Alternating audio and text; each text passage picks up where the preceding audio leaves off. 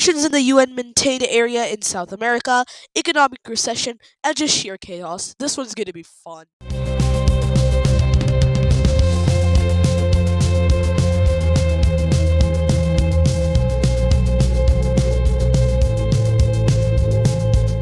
Welcome back. Civilization restarts. This time we're gonna actually, as you saw in the intro, begin in South America. Tensions are rising because remember, Grand Colombia basically has complete control over this area, and it's maintained by the UN. And the Grand Colombians, they only get the political and not even the political, just the military side of things in here, so they have the responsibility to defend it. And exchange the blue team, the Cameroons, the British, the red team, and a bunch of other nations pay them a bunch of money for this, and they're making a lot of money from it. However, a lot of countries are like really mad that the only real way to enter is this little gap right here, which is on the verge of being colonized by either the Gold Coast or the British. Why? Well, that would be because realistically, this can be blockaded by anybody. And what's Grand Colombia gonna do? Because the only reason they're the ones who are going to be protecting this is one, the British don't want to get involved, and two, no one else borders it. Their like military's okay. Like the strongest military power is the red team, followed by the blue team, followed by the British. Actually, that's a time between the British and Cameroons, but that is going to be followed by a good old Mughal Empire, and then Persia, then the Qing, and then lastly a bunch of nations that are mostly significant, like the now like West Yellow Team, Abyssinia, African Union, and the Aztec Empire. And then there's the other countries of the world: the Achaemenids, Statistan, the what is their name? I forgot. Caspia and Grand Colombia. So that's where Grand Colombia stands. However, this is on paper. So like invading Grand Colombia is still difficult because jungle, ocean, and the fact that the Aztecs refuse to collaborate with anyone militarily. So yeah. Anyway, so with this we actually have a like anti-UN getting set up. Because remember, like this is the equivalent of the UN maintained zones, basically. And this coalition includes many people who would like to get into colonization but haven't. Like the Aztecs, they're only going to be in this to get land in South America. Uh, the main competitor in the region of Gran Colombia, these guys, I forgot what their name is. We're going to call them the the Ecuadorian Union. So these two, and then also we're going to have the good old African Union, because no one likes the African Union, and they want to get into colonization. I feel like Paint 3D is gonna crash. That's not nice. Oh, we're back. Paint 3D crashed, but we're back. And then lastly, the Gold Coast is also gonna be a part of this. So yeah, that's the coalition members. I'm just gonna mark them really quickly with brown. So these guys, those guys, those guys, and those guys. That's the coalition members. It's gonna spread. Obviously, there's more people like supporting the anti-UN UN, or we're just gonna call it NU, NU. Nations United, United Nations and Nations United. Anyways, either way, these guys, we're gonna color it in as a part of Colombia, just for Grand Colombia, just for now. It's not though. Well, to an extent, in this it is. Anyways, the war begins. Now, guess where the Grand Colombians, put the money they were given for their military stuff into their economy and into like developing the area. Now, usually this is a smart move. However, that does mean they're left defenseless in the military area, because the entire point of that money was to get their military up so that they could like not get absolutely beat up, and for the extent of not losing their reputation, the citizens fight, but they're poorly armed. And then over here, the Equatorial Coalition kind of gets beat up. They get like they get pretty bashed. They lose a lot of people. That's the thing. But they're the equivalent of Afghanistan in South America, so they're gonna be fine. The only support right now might be the Cubans, who are just donating money. Eventually, the red team's like, "Okay, stop, Aztecs, stop. We might have to intervene," and that would lead to the rapid expansion of America, probably, which no one wants right now because it's a disputed zone. And also, if they intervene, no more Ivory Coast. Ivory Coast troops are like on the Nigerian border right now, so they can't be moved. They also get bashed over here. Yeah, come to think of it, the red team shares a border with a lot of the coalition members, and the blue team and the British basically released a statement saying that if the red team gets involved, they will as well. The British are right there. So the Aztecs slow down, and eventually these UN founder basically they go ahead and say, "Y'all have a month to figure this out before we get involved." And neither side, Grand Colombia, nor the other side wants this. Why? Because basically they both want land gains from this, and they know that one of the main goals of the war would be to maintain the current borders, and economic losses would be great, but land gains would not. So neither want the UN founders getting involved. Meanwhile, over here, yeah, continuous bashing and obliteration of the Northern Equatorial Union happens, and their capital is now cut off from the rest of the world, so or the rest of the country. So that's nice. Over here, Panama continues to get destroyed until they reach a little project called the Panama Canal. Yeah, that exists in this world as well. Basically, it doesn't serve the same purpose.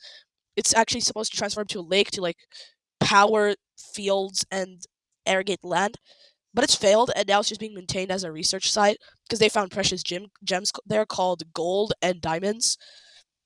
Gold was already found in this world, however, they didn't know it existed in Grand Colombia at the Americas, so the flood does slow down. However, eventually, the Aztecs break out. Now, the Grand Colombians have been hiding the gold in there. The Aztecs are not, and now there's a gold rush. So, breaking their own terms of service, the red team starts sending scouts to kind of scout out this area, but to mostly just get to the Aztecs and show them who's boss. And yeah, they get pretty far. With that, they get like really far before they end up stopping right before the border hits. Like right here, they stop. So with the red team now getting so far in, they actually just go ahead and occupy a large region of the Aztecs and basically say leave or this region just becomes our colony alongside all the stuff we just scouted out. Meanwhile, the British just kind of start bombing raids over here. And eventually, after all the way, is this the same? Oh yeah, I forgot. The Nagasaki Republic owns this little piece of land. They're on the verge of joining this war as an economic power, though. So yeah. Either way, so yeah, the British start doing that. This leads to the capital of the Equatorial Union just kind of falling, which leads to the north of the country collapsing completely. And with this, the gold rush also begins as many immigrants start going to Colombia, including a certain ship from a very certain. I don't know why I zoomed into New Zealand. I was going to zoom into the Ackmans. Yeah, a ship from here goes with a great general called Columburus. Columburus. Very original name. He goes, basically crash lands over here and begins scouting the area out for the Achaemenid Empire. He is hired by the state, however, he wants to form his own nation. Uh-oh, that's a disloyal military general.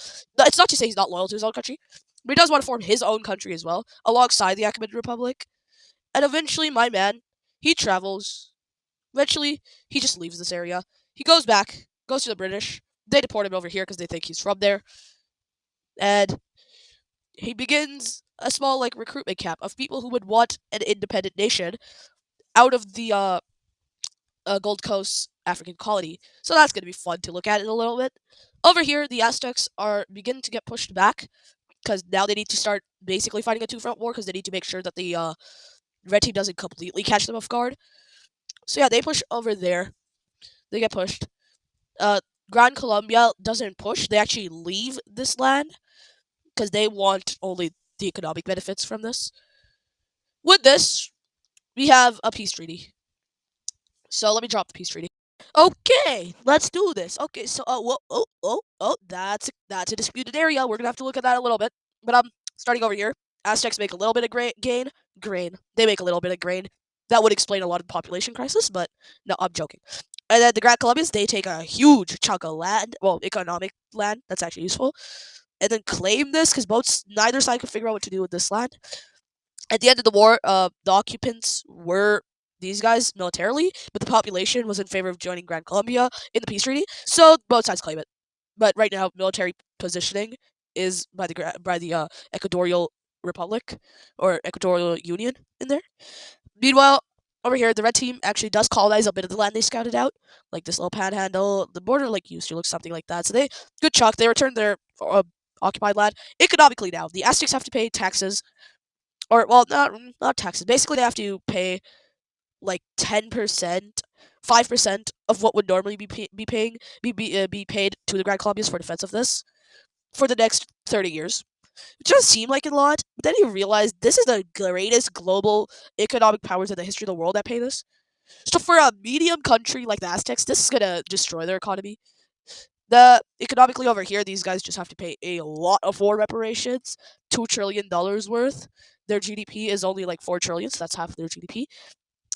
Yeah, countries are rich in this. Okay, now let's move on to our little side adventure with these two colonies. They're always very mad at each other. The red team makes the first move again by colonizing this, and they're getting dangerously close to each other now, aren't they? They kind of move around with something like that. Kevin Roos move around with something like that. This looks like Qatar. I'm not gonna lie. This kind of looks like Qatar. Stay tuned. Maybe these two will actually break out into a war. Who knows? Yeah, probably not. Actually, they're on the verge of a war already.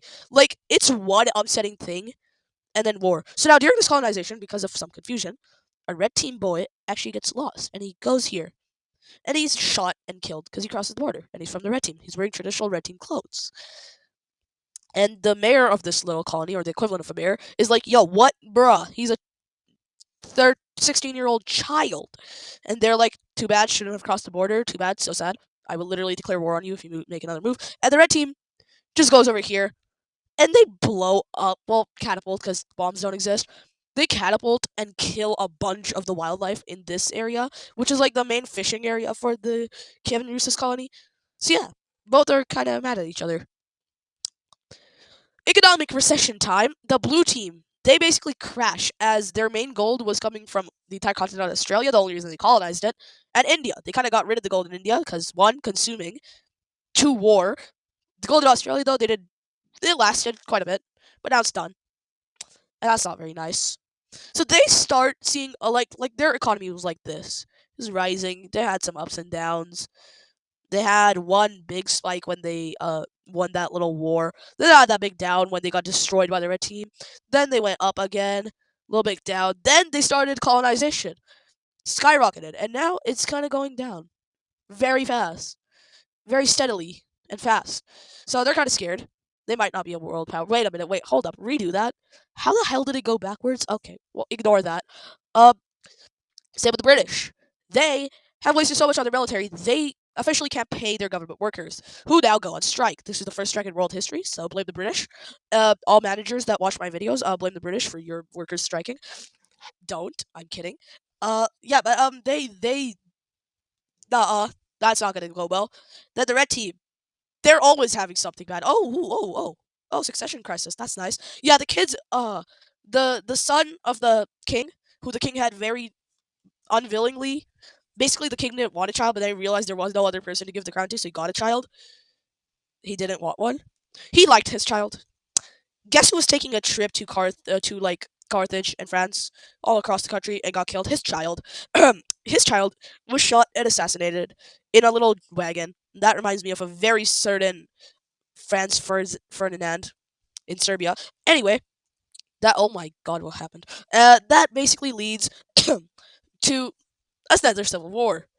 Amongst the chaos in this, the nation, like, of Carthage has a group in them called the Carthaginian Liberation Front, which the red team recognizes as a terrorist organization, and everybody else recognizes as basically an extremist group that just wants independence for Carthage.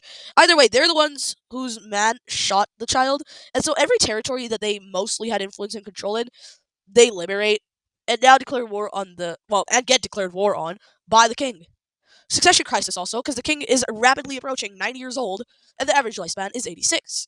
He's currently 87, so he's going to die at any moment. Here's the problem with that: he has no one to give the crown to anymore. So, with this, not only that happens, but a small liberation group of Greece happens, who wants complete independence for Greece, and they do pretty well. Eventually, they ally with another kingdom from Rome, where the brother of the king, if you guys remember, this is still the Two Brothers period, where that little civil war happened that almost ripped the country in half. So, still, his, like, wife, wife's sister's child lived in Rome and got to a pretty high position of power. And he wants vengeance for his uncle. I think that would be his uncle. So he also what he wants to basically be the new king. So he takes to the streets, gathers support, and starts destroying the Italian peninsula, but is stopped pretty fast. Over in Qatar, the country for even more the province for even more autonomy decides to start supplying heavily, and very quickly it's not going to end up well because the Carthaginian Liberation Organization, or the CLO, they they, they have a lot of support behind them, and they're the main front in the civil war. So they kind of demolish everything, and many in Carthage see them as they saw the Carthaginian liberation group, bringers of peace. So that being like bringers of peace, which they're not, because civil war. But also, no one in this world is innocent. That's not philosophical. I mean, in like this game world, no one's innocent. Everyone's committed at least 3 war crimes. It's not a war crime. Technically, it's not a war crime because there's no Geneva Convention in this world yet. Yet, yet. We might soon, maybe. Either way, the Algerian rebels, well, a bunch of their old Algerian rebels, ex-Algerian rebels, you could say, that used to be Algerian rebels, but then when this part of Algeria was colonized by the Red Team, gave up, start joining forces again with these Carthaginian liberation groups, and that leads to complete destruction. Mostly of the passage between, well, Carthage, or not Carthage, the capital, and the rest of Africa. This leads to widespread, well, for regime loyalists and citizens who want nothing to do with this, widespread fear, because they're probably going to get massacred. They are going to get massacred. Not even probably. They are going to get massacred if their land gets occupied. That's just how the Civil War works. Now, in this region, Carthage, there is another terrorist, well, recognized by the Red Team as terrorist, liberation group that, same as the Carthaginian Liberation Organization, by the rest of the world is recognized as just a country, a thing that wants independence for its nation. So, they basically tell the Red Team, they're in opposition to the Carthage these guys want to create, and they tell the Red Team, hey, if you like basically give us some aid, we will fight on your behalf as mercenaries against these guys. As if you, one, give us aid, two, not even independence, just recognize us as the true liberators of Carthage. In any future talks regarding Carthage, we will be representing Carthage legally in your eyes. And then we'll fight for you against these guys. Red Team, who wants to supply troops to the rest of their nation, agrees. And with this, a lot of pushback, a lot, mostly in here, where there's just complete recovery of all the land that was being built bunkers on. So all those bunkers are now in their favor, and yeah, the coast is what they need to grab. The red team over here. The red team makes some gains against this guy. Yellow team, they don't do well. Over here, they do some stuff, I guess, against the Greeks. They only push like over here though, push till here, then they crumble, or at least their support does, because most people want an independent Greece. Because again, Byzantine made this area extremely unstable. Because when they could have given the Greeks semi-autonomy, they didn't. And then the Greeks were like, okay, how about this? Oh, they just broke through. How about this? You just like give us some money for the lands you destroyed. And the Byzantine said no. And then the Byzantine got absolutely oompa loompa obliterated by the red team. And now this region's really unstable. Back over here, more pushback, specifically in this region. This, don't worry. This, even if the red team wins this front, this is not going to be end of the Carthaginian Liberation Group. They're still going to roam in the shadows. Meanwhile, regime loyalists help push back over here, and eventually this region is recovered, leading to the African front collapsing completely. Woohoo! Let's go, red team. W's. So they then push back even further, and now the Carthaginian Liberation Group in the small region of Algeria, modern Algeria, creates an Algerian Liberation Group. So when they leave, this region will still be unstable. Eventually, the two are broken apart, and Carthage's main city gets landed on by Sicily, and this is destroyed. Back over here, the Greeks surrender as they've lost way too much people.